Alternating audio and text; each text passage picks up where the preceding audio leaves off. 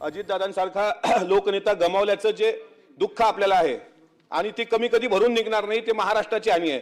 ती फक्त पवार परिवाराची हानी नाही, ती राष्ट्रवादी काँग्रेस पक्षाची हानी नाही, तर ती महाराष्ट्राची हानी आहे। मी एक उदाहरण आपल्याला देऊ इच्छितो। 28 तारखेला दादांच्या विमानाचा अपघात झाला, 29 तारखेला एकादशी होती। आम्ही माळेगाव रस्त्याने जात असताना पानठेल्याजवळ एक व्यक्ती रडत बसली होती।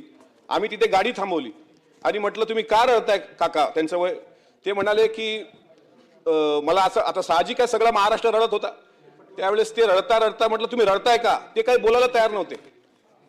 मग त्यांनी पूर्ण हकीकत अशी सांगितली की 15 दिवसापूर्वी दादाच्या पुण्याच्या जनता दरबारमध्ये संबंधित व्यक्ती गेली होती।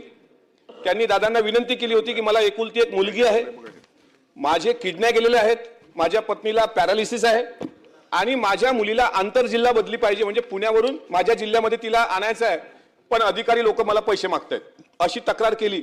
आणि तक्रार केल्यानंतर दादांनी ती तक्रार आपल्या ओएसडी कडे दिली आणि ओएसडीने सांगितलं की तुम्हाला आम्ही फोन करू तेव्हा तुम्ही या।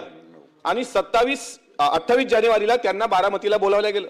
28 जानेवारीला ते जेव्हा बारामतीला आले, तिथं नीरा वागजला दादांची जिल्हा परिषदेची प्रचार सभा होणार होती आणि जसे ते आले बारामतीला तर एक घटना घडली।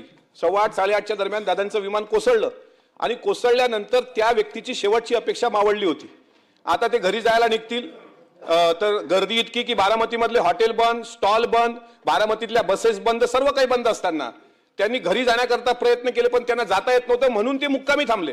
आणि मुक्कामी थांबल्यानंतर बारामती बसस्थानकावरून दुसऱ्या दिवशी सुद्धा तीच गर्दी होती आणि तिथं अंत्यसंस्कार झाल्याशिवाय आता जाऊ नये, ते आपल्याला शोभणार नाही। मग अंत्यसंस्कार होईपर्यंत ती व्यक्ती थांबली आणि अंत्यसंस्कार झाल्यानंतर ज्यावेळेस ती व्यक्ती जायला निघाली त्यावेळेस दादांच्या कार्यालयातून एक फोन आला की तुम्हाला बारामती पोलीस स्टेशनला यायचं आहे। आणि ती व्यक्ती बारामती पोलीस स्टेशनला पोहोचली, ती घाबरली होती, त्याला काही कळत नव्हतं आणि तिथं अजितदादांच्या सहीचं पत्र होतं आणि त्याच्या मुलीची ऑर्डर निघालेली होती।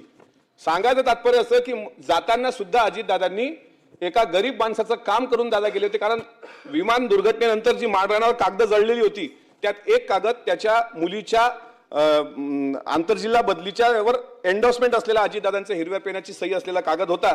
आणि असे कार्यकर्ते दादांनी घडवले होते की जाताना सुद्धा गोरगरिबाचं काम करून जावं।